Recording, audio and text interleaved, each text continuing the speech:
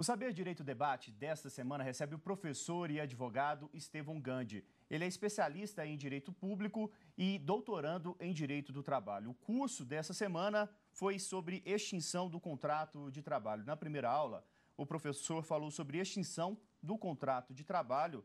Na segunda aula, sobre justa causa do empregado. Na terceira aula, um panorama geral sobre justa causa. Na quarta aula, sobre extinção do contrato pelo empregado. E na quinta aula, sobre outras modalidades de extinção do contrato de trabalho. Muito obrigado pela presença do senhor, professor. Esse tema justa causa é sempre muito polêmico, né? A gente podia começar nosso bate-papo aqui falando sobre quais atitudes que geram exatamente a justa causa.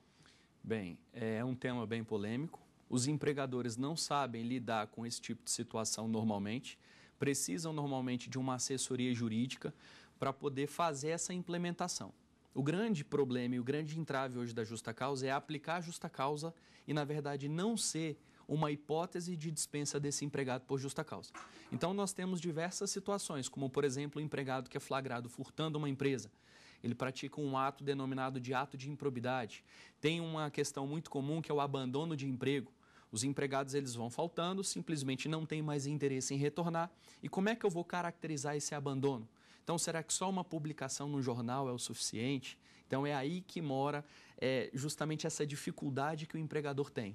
Exatamente, esse período, como o senhor falou, para caracterizar esse abandono do emprego.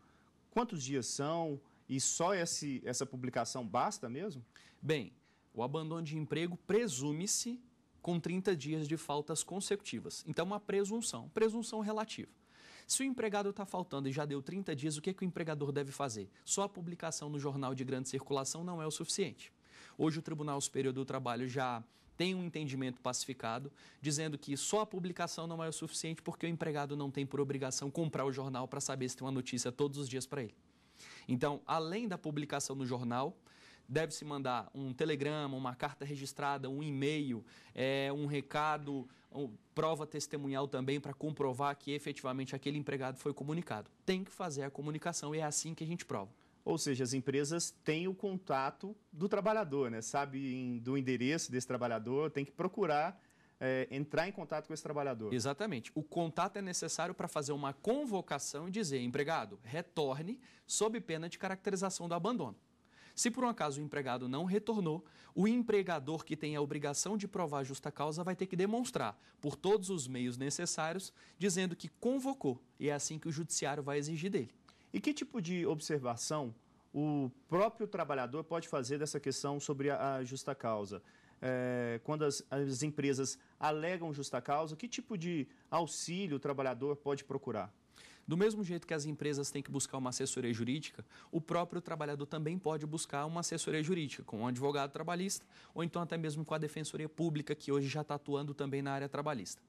O mais interessante é que, normalmente, quando o empregado ele é dispensado por justa causa, esse empregado vai até a Justiça do Trabalho para tentar reverter essa justa causa.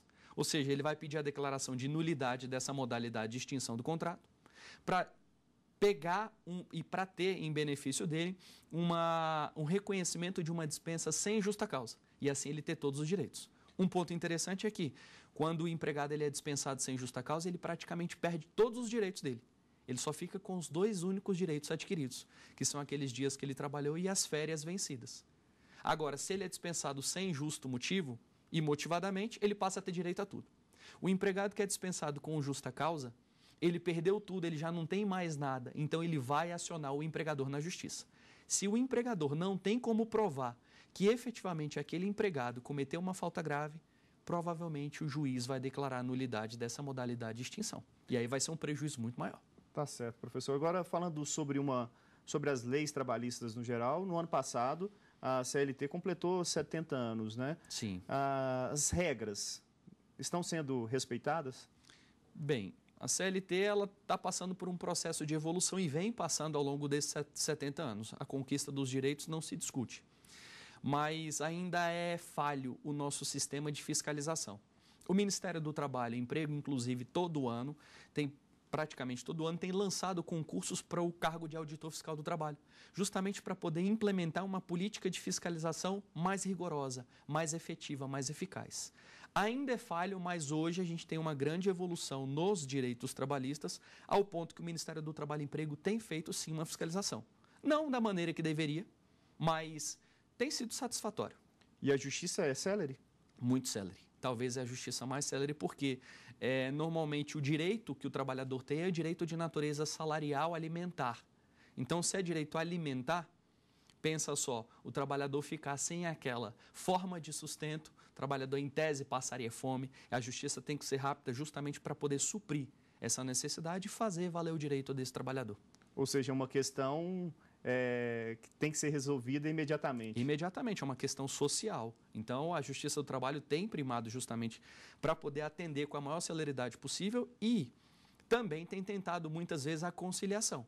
Então, a conciliação em primeiro lugar. Em diversas oportunidades em audiências, é tentada a conciliação como forma obrigatória. E muitos dos problemas são resolvidos ali mesmo na conciliação, justamente por conta dessa celeridade.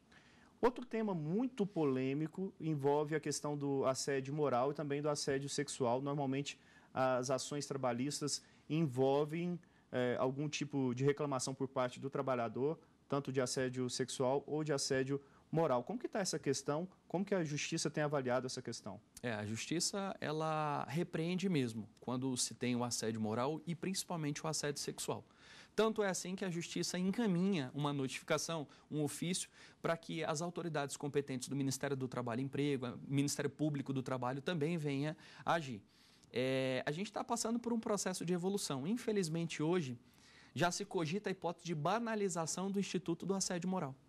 Banalização do Instituto porque todo trabalhador que ele é assediado no trabalho, que é justamente aquelas condutas reiteradas, reprováveis do empregador contra o empregado, ao ponto de desestimular o trabalhador, é pressão constante, é ameaça de demissão constante, são metas que são exigidas, impossíveis de serem alcançadas, isso tudo caracteriza o assédio. E o assédio ao longo do tempo. Hoje, os trabalhadores têm o hábito de, praticamente, a cada 10 reclamações trabalhistas, 8, uma média, terem o pedido de indenização por danos morais decorrentes do assédio. Ou seja, há um excesso. Excesso, e a Justiça agora já está reprimindo e dizendo, olha, o que antes era um assédio, muitas vezes hoje já não é mais. Há 10 anos atrás nós tínhamos uma concepção completamente diferente do que era assédio. O que era assédio há 10 anos atrás, em muitas situações, hoje já é tolerável. Então, é justamente o reflexo do elevado número de pedidos que esses trabalhadores têm feito ao longo desses anos. E o que a gente pode citar que caracteriza mesmo o assédio sexual? Que tipo de atitude que caracteriza vamos dizer, essa infração? Essa infração. Pois bem, o assédio sexual ele já é uma situação um pouco mais complexa. Primeiro porque o assediado ele já tem um pouco de receio e medo de acionar o empregador na justiça. É muito complicado de se provar o assédio sexual, porque o assediador ele se aproveita da posição hierarquicamente superior dentro de uma empresa para poder exigir com que determinado trabalhador faça algum favor sexual em troca de uma autopromoção ou então até mesmo em troca da manutenção dele no emprego. Isso é péssimo, a justiça tem coibido. São situações como, por exemplo, ameaças de demissão se não tiver algum favor. São constantes convites para que uma pessoa vá sair com a outra com segundas intenções. As segundas intenções a partir dali ir para um outro lugar mais aconchegante. E a pessoa, normalmente, o trabalhador se sente constrangido porque tem medo de perder o emprego. Acontece normalmente quando se tem a mulher envolvida. Então, a mulher é a maior vítima. É a maior vítima. Mas nós temos casos, inclusive, em Brasília, foi veiculado em jornal e tudo mais, de uma mulher assediando um homem. Talvez seja esse o ponto maior da notícia, a ênfase. E a empresa, na época, foi condenada a uma indenização de R$80 mil. Então, ela foi condenada a pagar R$80 mil por conta de um assédio de uma mulher, gerente, contra um homem. E para se provar isso, tem que ter provas materiais, por exemplo, mensagens, e-mails, ou testemunhais também são aceitas? Normalmente é testemunhal, mas porque o assediador ele não dá margens para que fique gravado em mensagens de celular, e-mail ou outros meios eletrônicos. O assediador ele é um tanto quanto esperto Ao mesmo tempo que ele é esperto, tem uma hora ou outra que ele cai em contradição. Aí tem uma filmagem que consegue flagrar que é possível utilizar dentro do processo. A prova testemunhal tem grande relevância nesse ponto. Então, a prova testemunhal, ela confirma os fatos que ela efetivamente presenciou. Isso serve para que o judiciário tenha consistência na decisão. E na questão do assédio moral, que tipos de provas que também podem ser apresentadas? Normalmente, também prova testemunhal. Então, são os colegas de trabalho. Qual a grande dificuldade hoje? Porque os colegas de trabalho continuam prestando serviço. Exatamente. E o trabalhador já não está mais. Como o trabalhador tem um prazo de 2 anos, até 2 anos, para poder mover uma reclamação trabalhista, nesse interregno de tempo, pode ser que algum colega de trabalho que presenciou aquelas situações reprováveis do empregador tenha também sido demitido da empresa. Então, ele pode utilizar como sendo testemunha. Só uma observação. Eu não estou dizendo que os trabalhadores que prestam serviço ainda para o empregador não podem servir de testemunha. Só que eles se sentem amedrontados. É uma questão delicada, né? Justamente com medo de perder o emprego. Mas é plenamente possível provar por e-mail, por mensagens, principalmente pela prova testemunhal.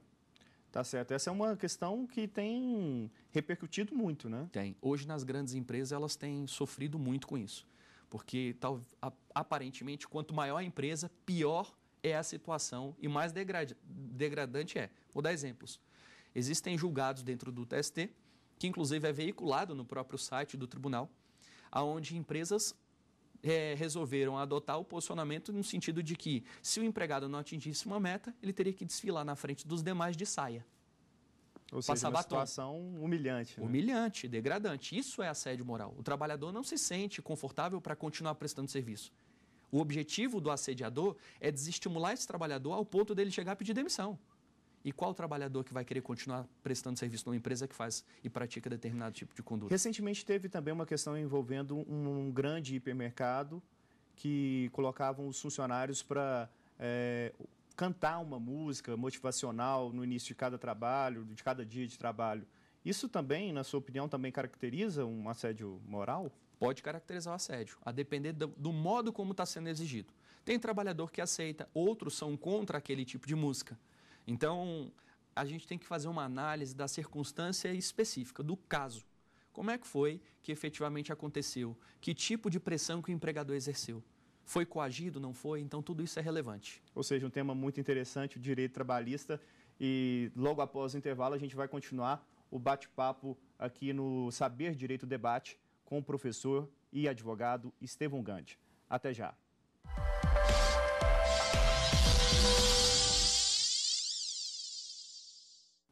O Saber Direito Debate está de volta aqui com o professor Estevão Gandhi, professor e advogado da área trabalhista. Professor, falando um pouco sobre a carreira, quando o senhor começou a atuar nessa área e por que escolheu essa área do direito trabalhista? Na verdade, fui obrigado. Ah, é? Eu comecei fazendo um estágio no escritório de advocacia. Na verdade, a vida profissional hoje do advogado, ela começa na faculdade. A grande maioria dos alunos não acreditam que isso seja possível. Eu fazia estágio obrigatório na faculdade, que era uma disciplina, e lá a minha coordenadora me ofereceu uma vaga de estágio no escritório do esposo dela. E foi lá que eu comecei. Faltando aproximadamente 6 meses para eu concluir o curso, eu já tinha sido contratado como advogado, sendo que eu nem tinha concluído ainda o curso. Nessa área já? Na área trabalhista, então era obrigado mesmo. Não gostava.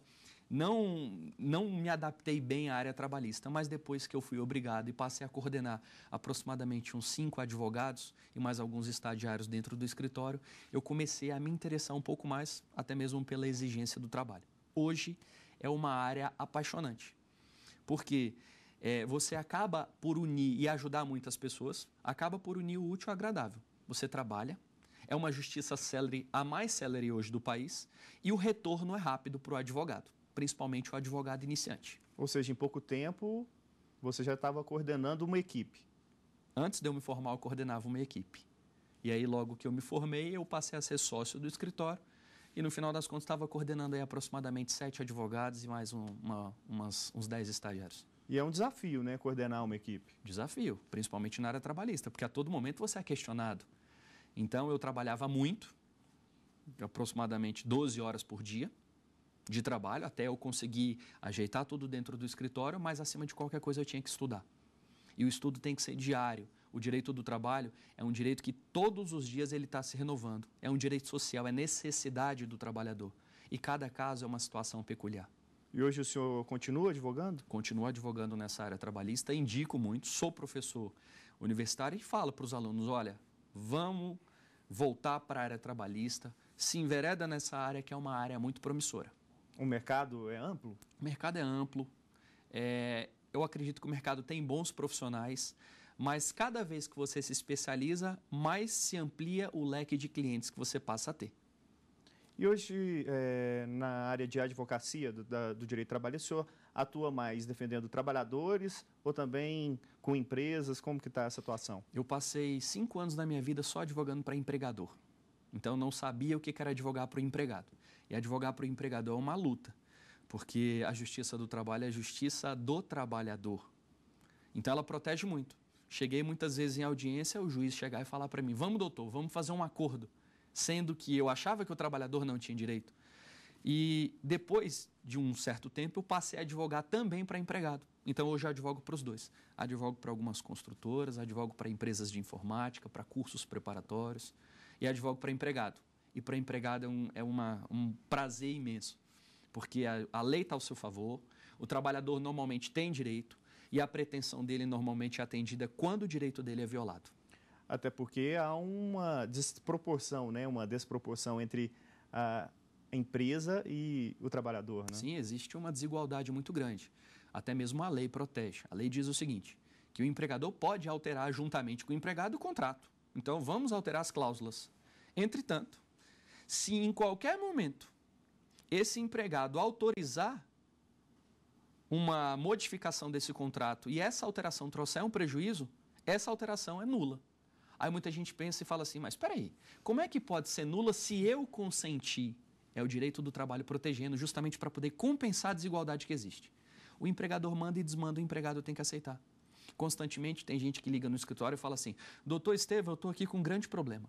Eu recebo 7% de comissão e o meu empregador está mandando eu assinar um documento onde vai reduzir para 3%. Eu simplesmente falo, assim. Você vai criar problema com o seu empregador? Aí eu pergunto para a pessoa, essa alteração de 7 para 3 está trazendo algum prejuízo? Tá. Então fique tranquilo, que essa alteração, por mais que você venha consentir, ela é nula de pleno direito que a justiça assim te protege. Ou seja, questionar depois. Tem um equilíbrio e você pode questionar depois na justiça. Então a justiça, ela é efetiva nesse ponto. Sobre a área acadêmica, primeiro o senhor fez uma especialização em direito público. Foi pensando no mercado de trabalho ou já pensando na área acadêmica essa primeira especialização? Foi pensando no mercado de trabalho.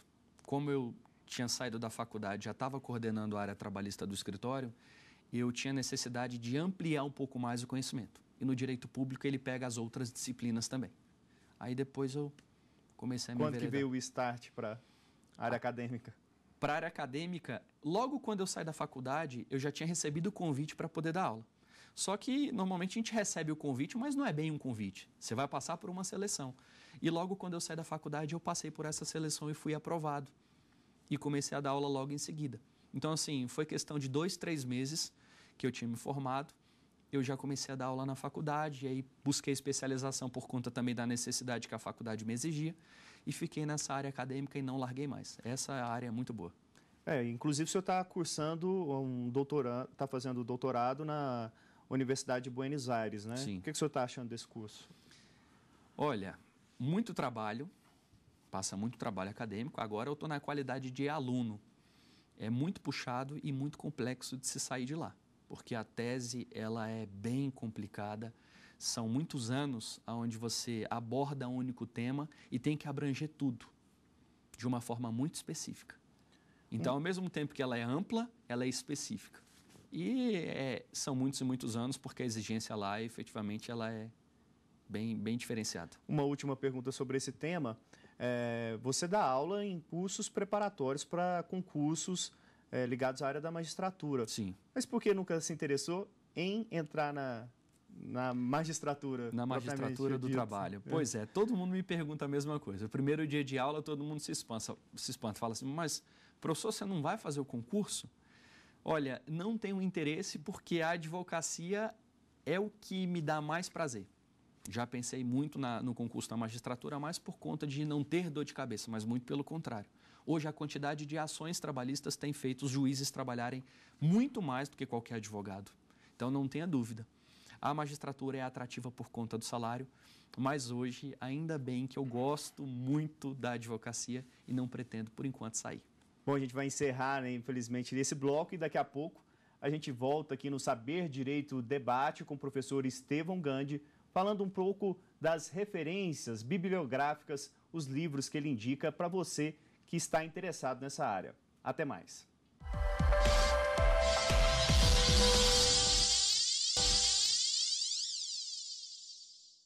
O Saber Direito Debate com o professor Estevão Gandhi está de volta e agora, nesse terceiro bloco, nós vamos falar sobre alguns autores que o professor indica. Nós temos aqui alguns livros, como, por exemplo, este aqui, As Instituições de Direito do Trabalho, de Arnaldo Susequim, Délio Maranhão, Segadas Viana e Lima Teixeira. Esse livro aqui é a base, né, do direito trabalhista. É a base. O Arnaldo Susequim foi um dos colaboradores do projeto da CLT, faleceu há pouco tempo e é um ícone, né? Eu acho que todos os livros hoje atuais, as doutrinas mais novas, todos eles, sem exceção, tomam como base esse livro. Então, as instituições, a parte geral, o que é de mais importante de teoria para poder explicar o instituto em si, está aí dentro desse livro.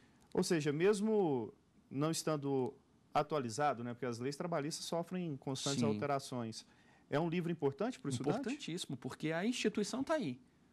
Então, as leis trabalhistas, elas são alteradas, mas os institutos, eles não são alterados. Eles continuam os mesmos.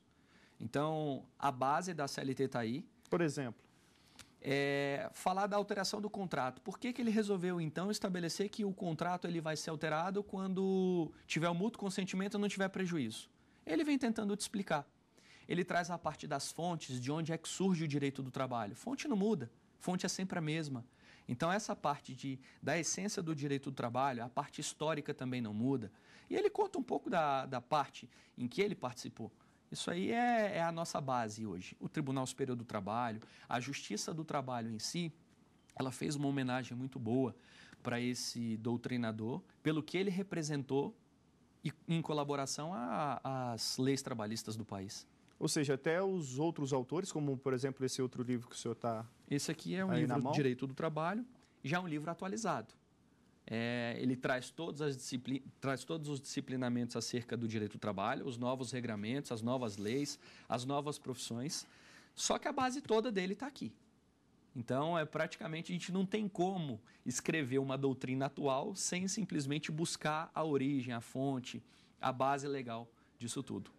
Ou seja, após um estudo aprofundado desse livro aqui, das instituições de direito do trabalho, Sim. Ele pode ir para um livro mais atual. Quem pretende aprofundar no direito do trabalho e precisa e tem a necessidade de saber a base do direito do trabalho tem que ler esse livro. Quem tem interesse em ter um conhecimento, mas não tão aprofundado das instituições, pode comprar um livro desse aqui que vai suprir perfeitamente a necessidade. Esse outro livro aqui também é um livro de base, o curso de Direito de Trabalho de Orlando Gomes e Elson Gottschalk. Esse aí também é uma base. Na verdade, nós temos os dois, na minha opinião, os dois únicos livros base que vai sustentar essas novas doutrinas. O primeiro é Instituições do Direito do Trabalho, do Arnaldo Susequim, e o segundo, do Orlando Gomes, que fez uma crítica, mas também concordou com muitos pontos e também participou. Que tipo de crítica ele faz? Critica muitos pontos que o Arnaldo Susequim menciona, porque são livros bem antigos e a época em que eles foram escritos e que os dois efetivamente resolveram desempenhar essa árdua missão de trazer os institutos de direito do trabalho, eles começaram a fazer uma contenda. Um diz uma coisa, o outro pega e fala, não pode ser assim. Mas só que nem sempre foi assim. A maior parte do livro, a grande maioria dos tópicos que tem no livro do Orlando Gomes, ele vem abordando e vem fazendo uma crítica construtiva e muitas vezes tentando melhorar o Instituto. Também participou da edição de normas trabalhistas e é um grande colaborador. Hoje os livros, praticamente todos, inclusive a base de muitas provas complexas de direito do trabalho, da área da magistratura, da área do Ministério Público, toma como base esses livros. Esses dois livros aqui já são um pouco mais difíceis de serem encontrados, né? Só no sebo. Por incrível que pareça, esse do Orlando Gomes, eu comprei ele há pouco tempo pela internet e ele é novo. Novo, entre aspas. Era um livro que estava numa estante, ninguém comprou e eu, por sorte, consegui encontrar esse livro. Então, ele é um livro novo, mas a edição dele é 2007, não publica mais. O outro é de 2001, salvo engano. No sebo, você com certeza vai encontrar. E quais outros autores? O senhor não trouxe aqui os livros, mas indica para o estudante que quer aprofundar. Hoje, um livro muito bom, que é de um ministro do Tribunal Superior do Trabalho, é o livro do Maurício Godinho Delgado, que é o Curso de Direito do Trabalho. Tem a Alice Monteiro de Barros também, Curso de Direito do Trabalho.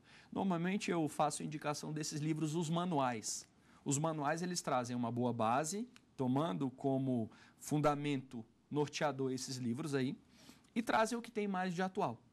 Então, os livros do ministro do Tribunal Superior do Trabalho, do Maurício Godinho Delgado, é um livro bem aceito. Tem livros autoexplicativos que são muito bons de leitura, que é o livro do Sérgio Pinto Martins. Então, pelo nome dos autores, é possível encontrar uma gama de livros. Eu aconselho normalmente a pessoa a fazer o seguinte: vai na livraria, pegue 5 livros e leia uma página de cada do mesmo assunto. Aquele que melhor você se adaptar, escolha ele e pode pegar para ler. Ou seja, o segredo também é estudar bastante, né, O segredo é estudar com prazer. Tem que ter prazer para estudar, senão não adianta. Muito obrigado pela participação do senhor, e o Saber Direito Debate dessa semana fica por aqui. Tem dúvidas? Mande as perguntas para o endereço saberdireito@stf.jus.br. E você também pode estudar na internet. O endereço é o www.tvjustiça.jus.br.